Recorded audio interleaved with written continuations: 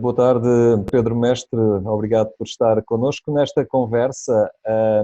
O canto alentejano, a viola campaniça voltam a ser mencionadas também nas escolhas e nas votações que por estes dias vão sublinhando o nosso património, os recursos e os valores étnicos que temos.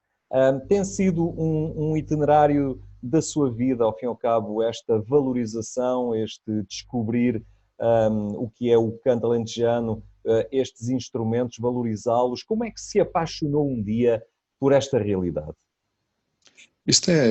Muito obrigado, antes de mais, por esta nossa conversa, pelo convite para esta conversa. É muito simples a partir do momento que se nasce no berço do cante, no interior do Alentejo, numa aldeia em que é tudo muito natural que aconteça desta forma as diversões e os passatempos das pessoas, em que há quase 30 anos atrás ainda se cantava nas tabernas, ainda existiam tabernas na aldeia, em que os homens, depois de um copo de vinho e em volta de um tomate pequeno, ou de um pera, ou de uma maçã, ou coisa qualquer do género, surgia o cante, né? Tudo era motivo para cantar. E eu nasci assim, nasci numa oficina, numa família em que o cante faz parte, em que as tradições eram abordadas ou serão à noite, por exemplo, agora nesta altura do verão, as mulheres e os homens juntavam-se na rua para apanhar o fresco da noite, e as conversas surgiam em torno daquilo que era o passado, que para eles é recordado com nostalgia, com saudade, e que acaba por depois surgirem histórias. E foi ouvindo tudo isso entre pessoas da família, vizinhos da rua e amigos, que eu fui aprendendo a gostar daquilo que é, na verdade, a verdadeira identidade do alentejano, que é o gostar da gastronomia, gostar do canto, gostar daquilo que nos identifica como alentejanos e que nos liga mais à terra. Diga, pode continuar. Pronto, e desta forma eu fui tomando gosto por ouvir as pessoas mais velhas, ao lado de tantos outros jovens da minha idade, inclusive o meu irmão, que pouco mais velho que eu, e eu perdia tempo ou ganhava tempo, a meu ver. Os meus amigos diziam que eu perdia tempo, mas a meu ver eu aprendia e ganhava tempo com os mais velhos, a ouvi-los. E a dada altura, quando começo, ganho idade, sou mais crescido, acabo por tomar um caminho ligado ao canto, não só o de ouvir os homens na rua, não só o de ouvir na taberna, mas a ingressar grupos organizados em que o objetivo era precisamente a salvaguarda do canto, e funcionou e funciona ainda como escola de canto. Pois, E eu pronto. sei que tem, eu sei que está ligado a um centro de valorização da viola campaniça e do canto de Uhum. improviso, é uma estrutura também local. Fala-nos um bocadinho desta iniciativa que, ao fim e ao cabo, o que pretende é dinamizar estes valores junto das gerações mais jovens. Sim, o Centro de Valorização da Viola Campaniça e do Canto de Improviso aqui da região é precisamente uma escola, é um espaço que está a nascer, é recente, embora com grande atividade já, mas que se adapta às condições que tem fisicamente e é um espaço que o objetivo é precisamente falar das tradições, ensinar a tocar viola campaniça, ensinar a construir a viola campaniça, ensinar a cantar, acompanhado da viola campaniça, o canto tradicional da região, as chamadas modas campaniças, e a cantar de improviso.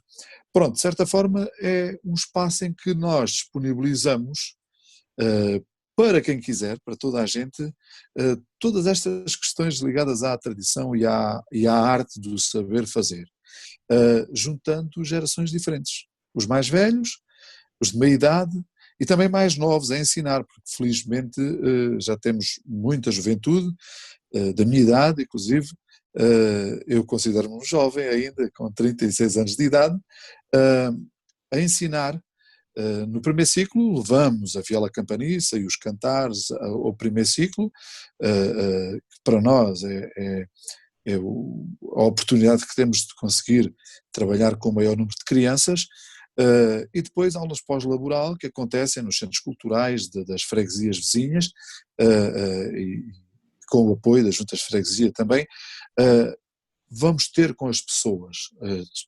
Quando eu comecei a querer aprender a tocar viola campaniça, eu tive que ir atrás do mestre, tive que ir à casa do mestre, pedir por favor para me ensinar, porque queria aprender e tudo mais. Hoje é precisamente o contrário. Conseguimos criar espaços que pode-se chamar uma escola, na verdade, porque ensina-se aquilo que se sabe da tradição, passam-se saberes e experiências de vida que valem muito e que para nós é uma oportunidade importantíssima para que se possa salvaguardar a técnica de tocar a viola campaniça e o cantar de improviso e por aí fora, como já referi.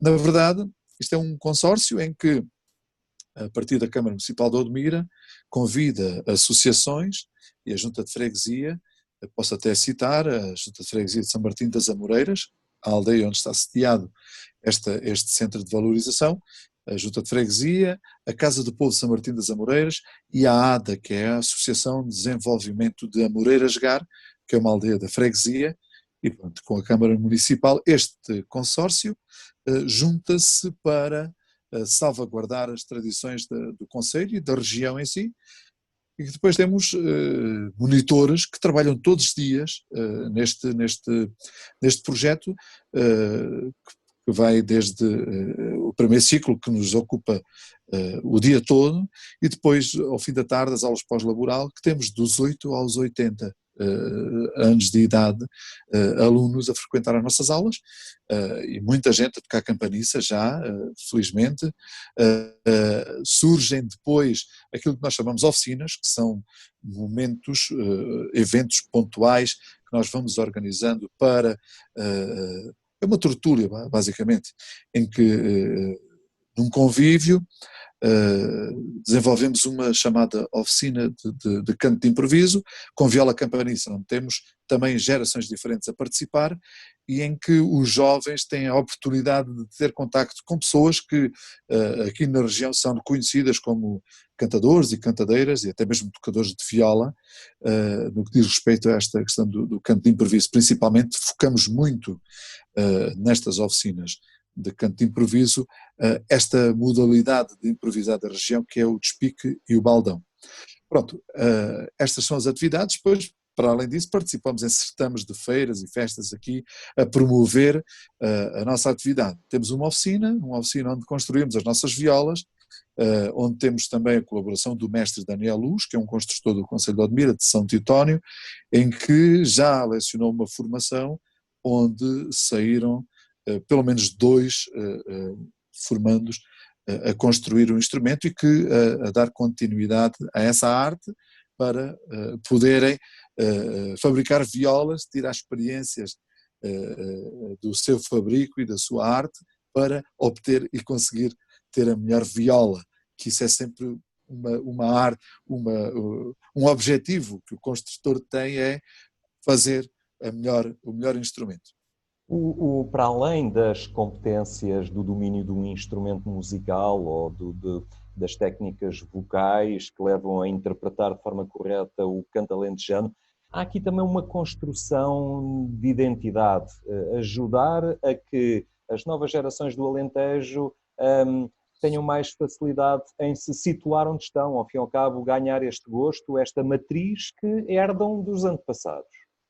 Claro, algo que deixou de acontecer era esta convivência com os mais velhos, o serão, o conversar em casa, o conversar à mesa, momentos de convívio e de lazer entre as várias gerações, de pais, passar de saberes de pais para filhos e avós para netos e por aí fora, deixa de acontecer a partir do momento que surge, lá muito atrás, até a televisão, que por mim a influência seria a televisão, e depois a internet e por aí fora, cria um distanciamento enorme entre estas várias gerações. E daí que, com esta nossa atividade, o ensino destas músicas da tradição, nós acabamos por explorar, na verdade, um dialeto, o conhecer de termos que se usaram, o passar a saber questões ligadas à terra, à agricultura, ao ano, às festividades cíclicas que nós sempre festejamos e que às tantas, se não acontecerem aqueles festivais popularescos que acontecem, não se fala desse tipo de festas, e nós, através dos cantares, através das modas, abordamos temas que às tantas não só estamos a ensinar uma moda, uma melodia, um poema, mas estamos também a ensinar tradições ligadas às quais essas modas estavam ligadas. E desta forma, culturalmente, é enriquecedor no sentido de conhecer, na verdade, a terra onde se situa, como dizia há pouco, porque, por incrível que pareça, nós deparamos-nos com situações de que os alunos desconhecem completamente aquilo que os rodeia. As crianças com quem trabalhamos, que desde os 6 aos 10, 12, 15, 16, por aí fora, os 16 e 17, este tipo de alunos são aqueles que gostam, que nós conseguimos agarrar e que a partir de certa altura tomam a liberdade de continuar a frequentar as nossas aulas. Felizmente que acontece, conseguimos conquistar e cativar estes jovens. E de certa forma, por vezes deparamos com situações de que as crianças estão completamente descontextualizadas, fora daquilo que é a realidade local. E é sem dúvida importantíssimo este nosso trabalho, modéstia à parte, para poder, por vezes, explicar o que é um limoeiro, uma árvore que dá frutos, que são os limões. Né? E o que é a azinheira, diferenciar a azinheira de uma oliveira, que na verdade, não sei se é por influência da Espanha, que o fruto da oliveira, por vezes, é a oliva, e não é, para nós é a azeitona. A oliva é para os espanhóis.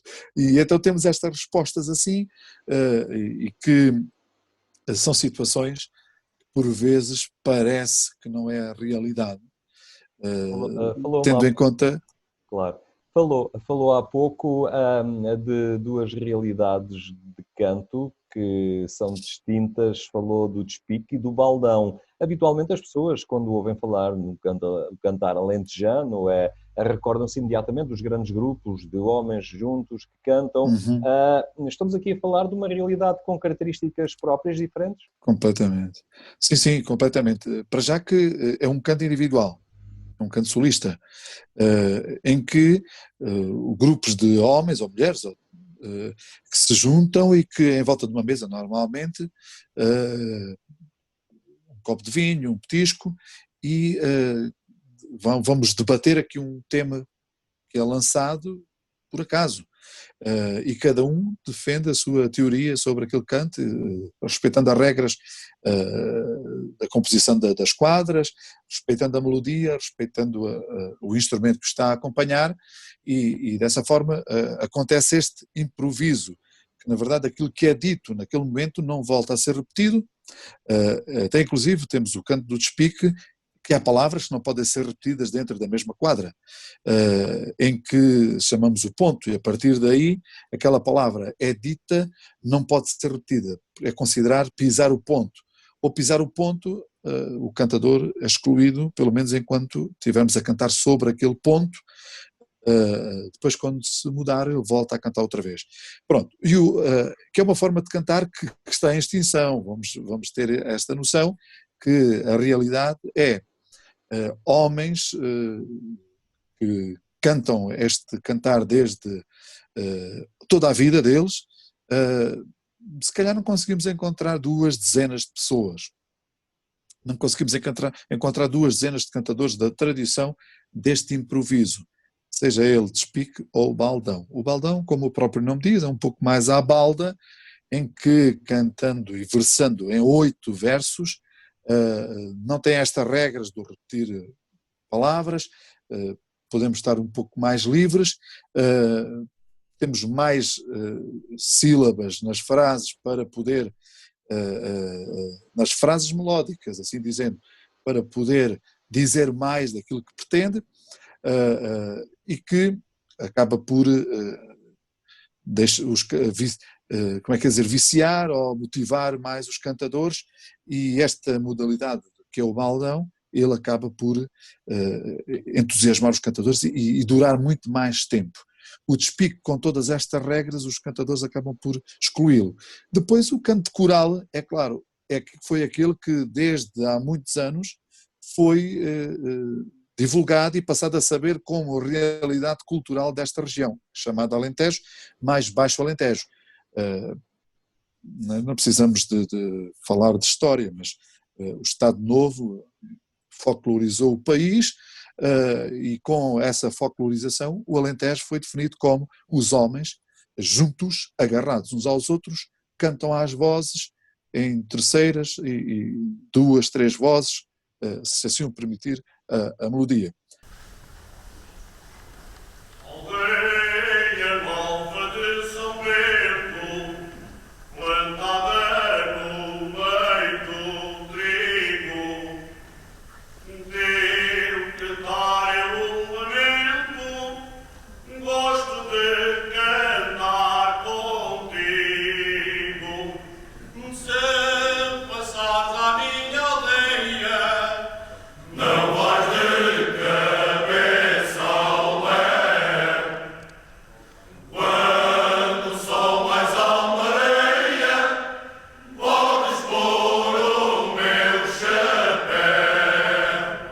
Ora, grupos corais, a maioria tem 20, 25, 30 pessoas.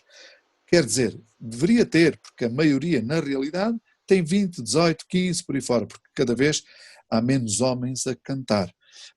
Embora depois, com esta questão do canto ter sido classificado pela Unesco, tenha também despontado, e que é também uma outra forma de cantar que nós ensinamos nas escolas no primeiro ciclo, e que, felizmente, um projeto que eu iniciei em 2006, e que felizmente muitos desses alunos que tive nesses anos, hoje integram grupos corais adultos, e muitos deles formam grupos novos, que eles entendem com a vontade de cada um, porque por vezes é difícil a integração de jovens nos grupos corais adultos, porque são hábitos e costumes e idades diferentes que por vezes não ligam.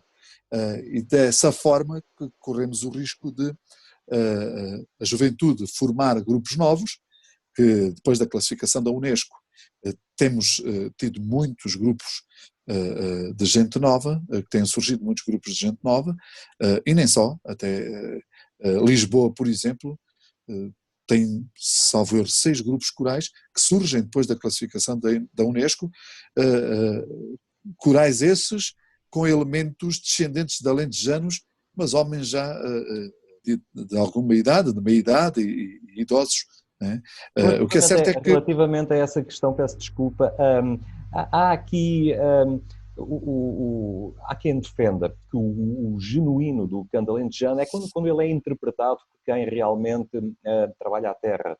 Antigamente, os homens que se juntavam, eles iam ou chegavam do campo, era gente que sentia a proximidade da terra, que lhe punha as mãos, e o canto era um bocadinho o que saía da alma de toda esta experiência muito telúrica, digamos assim, de quem precisa mesmo daquela terra para comer, teme de alguma forma, ou isto é ou não verdade, que se tende a perder um bocadinho desta ligação próxima de quem canta e que trabalha a terra, não é?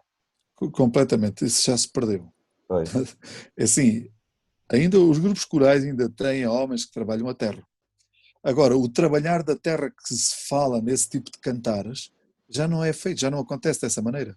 Hoje a terra é trabalhada com máquinas agrícolas e as alfaias são completamente, ou foram em tempos, os principais causadores do canto perder um pouco a sua verdadeira identidade, aqui assim como as aspas. Ora, é claro, nós, a cada cantador que surge, a cada novo cantador que surge, traz um pouco de si. Ele, o cantador normalmente, eu vejo por mim, né? Eu não vivi nada desse tempo. Eu não trabalhei no campo, não trabalho no campo.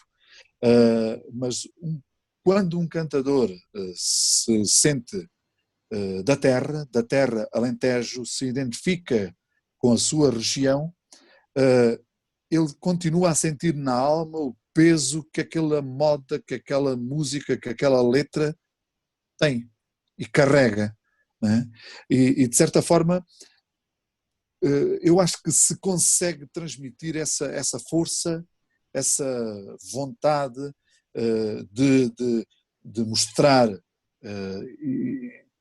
é muito natural também, quando se é alentejano de verdade, a pessoa tem que ser natural, porque aquilo que eu temo são aqueles que fazem uma encenação de um cantador, e às tantas esse já não é o canto real, porque por muito que se mantenha vivo, a cada dia que passa, a cada cantador que se perde, é uma forma de cantar que nós perdemos. E sim, este cantar da tradição, dos homens que carregavam nas mãos os calos do trabalho no campo, perde-se, perdeu-se. Né? Mas é importante que se mantenham as modas, o cantar, o sotaque. O sotaque é muito importante para se cantar alentejana, entender que no cantar alentejana respira-se de outra forma, a colocação da voz é de outra forma, completamente diferente daquele de qualquer um outro tipo de cantar, e todas estas questões muito específicas que não se veem à partida, né, são importantes para se manter um cante o mais puro e fiel possível, né? E aquilo que se canta, muitas vezes as pessoas podem ficar muito presas ao entoar, à sonoridade, mas há uma letra, que são poemas, e aí percebemos uma atitude de humildade muito do homem perante algo que é maior do que ele, não é? Isto vem muito à tona nas letras do canto alentejano, a humildade perante a terra, a dependência dela, algo, uhum. é ela que dá o alimento, é ela que me leva o meu corpo quando morrer, não é? É o respeito, há um grande respeito, sempre houve. O povo alentejano é um povo humilde e que respeita muito o outro, principalmente quando são pessoas de fora, quando é gente de fora, há um respeito enorme, é um povo que sabe receber, é um povo que, e dessa forma, acaba por, através do cante, fazer toda essa representação do povo alentejano que sai naturalmente, né? E entretanto aqui perdi-me na resposta que estávamos A queria relação com dar. a letra, não é? O que se canta e que representa muito essa relação humilde e próxima do homem A, a, com a Sem dúvida, realidade. e a letra para nós mostra-nos bastante esse Alentejo que não conhecemos, né? E às tantas acabamos por senti-lo como se tivéssemos vivido tudo aquilo, né? Há também E eu, o peso da religiosidade, não é? O cantar ao é, menino, não é? Enfim, os santos, os tempos o, litúrgicos. o Alentejano é muito religioso, não é praticante, mas é muito religioso. E respeita bastante a igreja tanto que os cantares, muitos dos nossos cantares referenciam os santos populares, referenciam o Menino Jesus e o Canto dos Reis e as Janeiras e por aí fora. Esse tipo de cantares voltaram outra vez a ser cantados a uma altura em que o povo sente vergonha de o fazer, porque era um canto de pedir esmola, era um canto que aparece por uma necessidade de ter uma mesa mais farta nesta altura do ano, que é Natal, Janeiras e Reis, ali a passagem do ano, aqueles 15 dias ali, que a necessidade de ter uma mesa mais farta levava o povo a sair à rua e a cantar, a pedir esmola. É? A oração das almas, aqueles que já partiram, o respeito por as almas da outra vida, é muito cantado no canto tradicional. Embora o canto do Alentejo divide-se em várias temáticas e tem o cantar religioso, o cantar pagão, o cantar de festa, o cantar mais sentimental, os cantares de trabalho, os cantares de lazer, de convívio, por aí fora. Que, como referi, de acordo por cada festividade que possa acontecer ao longo do ano, desde janeiro a dezembro, há sempre um dia ou outro uma festa que é cantada e que é alusiva a essa festa, a esse cantar, há sempre uma moda ou outra, ou muitas modas. É claro, o canto surge e ganha uma dimensão maior no trabalho, a partir daí começam a nascer modas só alusivas ao trabalho do campo.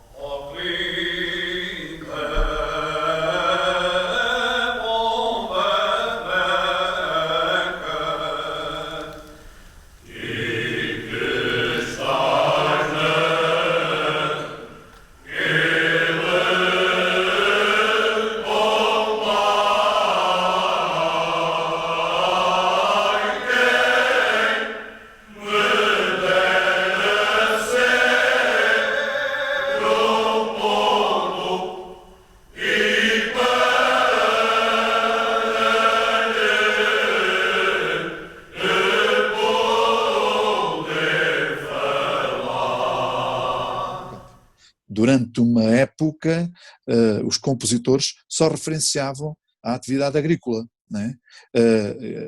Deixando depois, fazendo com que os grupos corais depois percam o entusiasmo e não se identifiquem, por exemplo, a cantar modas de baile, modas que serviram também em tempos para se divertirem e esquecendo muito esses momentos de lazer e de convívio e sim carregando durante anos e anos e anos o peso do trabalho árduo, o calor, o sol é muito cantado, a água, a falta da mesma faz com que seja muito cantada.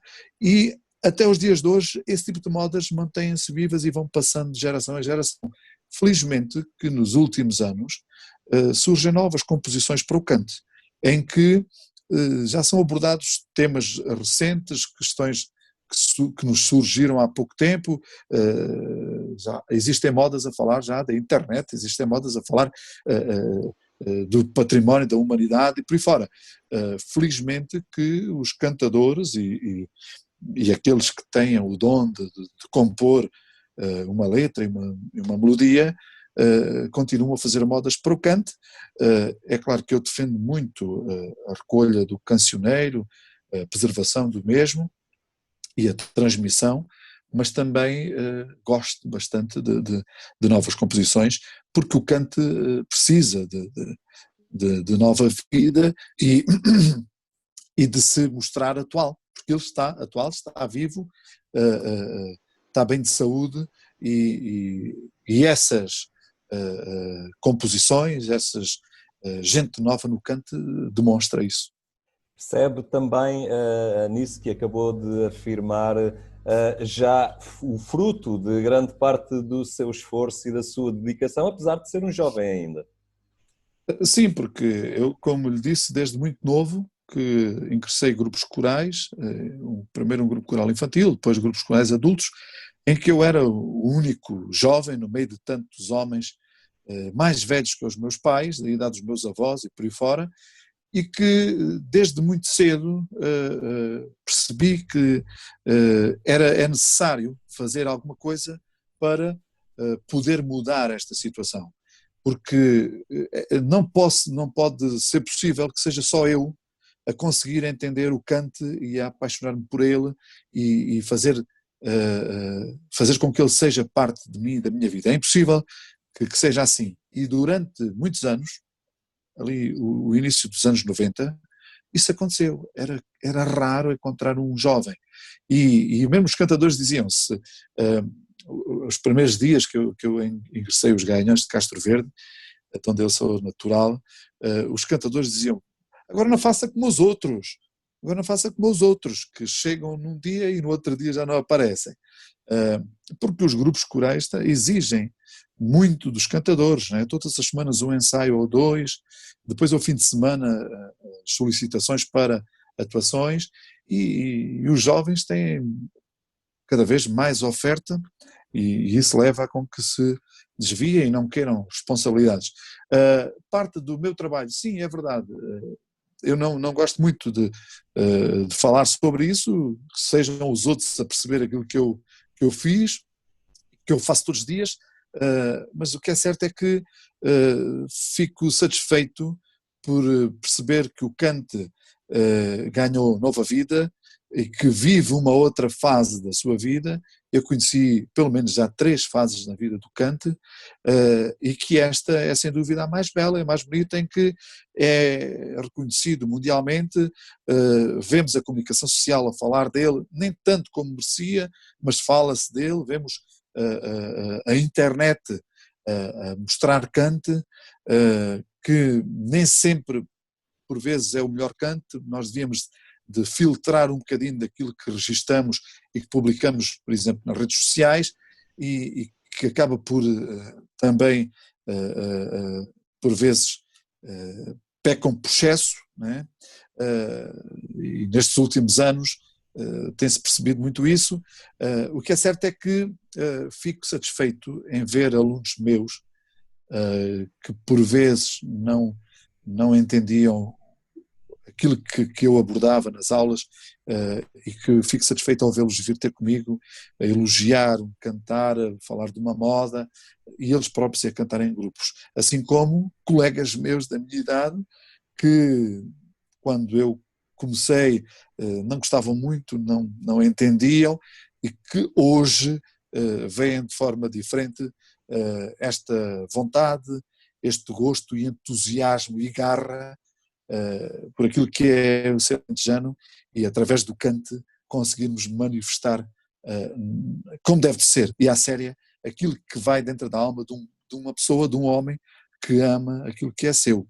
E eu disse e digo desde sempre que nós temos que primeiro gostar de nós, aprender a gostar daquilo que é nosso e conhecer aquilo que é seu. E depois vamos à procura daquilo que é dos outros, daquilo que está mais distante, porque está mesmo aqui do lado sonoridades lindíssimas, poemas com, que dizem tanto e que em 2 ou 3 palavras retratam muita coisa que está e que se mantém ainda na atualidade e que nós não temos capacidade de ver a riqueza que está mesmo aqui nas nossas mãos e que às tantas corria o risco de se perder. Embora o canto tenha certeza que, pelo menos para já, está salvaguardado, embora depois preocupa-me quando surgem certas e determinadas situações em que o canto fica para trás, não é? Como por exemplo recentemente um concurso que na verdade pouco ou nada terá de influência, ou diz, de uma coisa que se chamaram Maravilhas da Cultura Popular e que de repente o canto aparece e fica em terceiro ou quarto lugar, onde devia ter sido o primeiro, não é? E aí fico preocupado também com esta questão do Covid-19, o que é que pode estar a acontecer com os grupos corais nos dias de hoje, porque cada vez mais recebo informação de que os grupos estão, na maioria, parados, os cantadores estão preocupados, alguns deles com receio de voltar a cantar, porque esta questão do distanciamento social é algo que prejudica em tudo o cante, e então este ano de 2020 pode ficar marcado não só por o estrago que fez à saúde pública e o que está a fazer ainda, mas também como prejudicar este tipo de agrupamentos da tradição, né, que podem correr o risco de muitos dos grupos ficar pelo caminho, se pensarmos que a maioria, a faixa etária é alta e isso pode nos prejudicar. Pronto, isto já estou aqui a saltar para além daquilo que seria a nossa conversa, não sei Não, se... é precisamente a síntese muito bem feita por si, porque conhece de perto e bebe diariamente esta realidade.